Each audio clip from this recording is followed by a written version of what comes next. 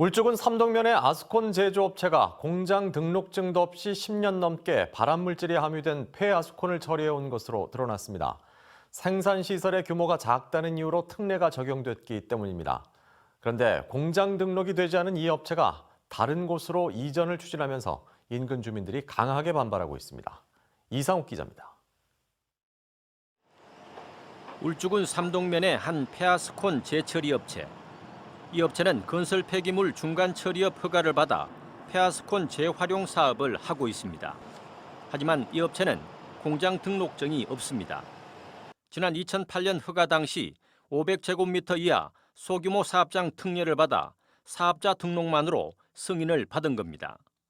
지난 2015년에는 울주군으로부터 공장 신설 변경, 즉 이전 승인을 받아 기존 부지 바로 옆으로 공장 이전을 추진하고 있습니다. 주민들은 공장 등록도 안 된 업체가 이전 변경 승인을 받은 건 이해할 수 없다고 주장합니다.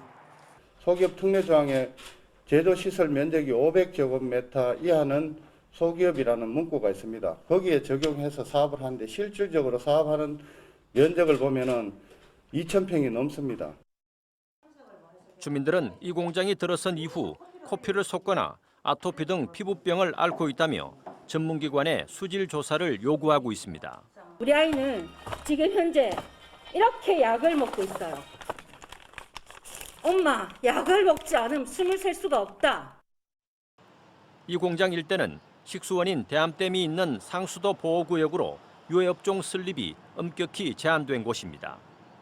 법제처는 이와 관련해 수도법 적용을 받는 권역에서는 이미 공장 등록이 돼 있고 실제로 운영을 하는 공장에 대해서만 유해업종 신설 변경 승인을 해줄 수 있다는 유권 해석을 내렸습니다.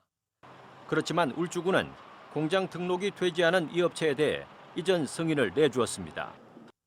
울주군은 신장열 전 군수 시절 신설 변경 승인이 났으며 부서별로 진상조사를 벌인 결과 승인을 취소할 만한 절차상 하자는 없다고 해명했습니다.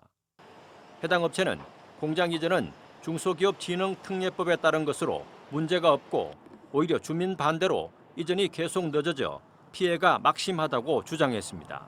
공장 등록하지 않았습니다. 건설 폐기물 중간 처리업 허가를 받아서 아스팔트 재생 허가를 받으면서 하면서 그 시설이 또 소기업 및 중소기업 진흥에 관한 법률에서 소기업 확인을 받아서 그 제품을 생산하고 있습니다. 전국 520개 폐아스콘 처리 공장 가운데 정식 공장 등록증 없이 사업자 등록만으로 영업을 하고 있는 곳은 이 업체가 유일합니다. MBC 뉴스 이상욱입니다.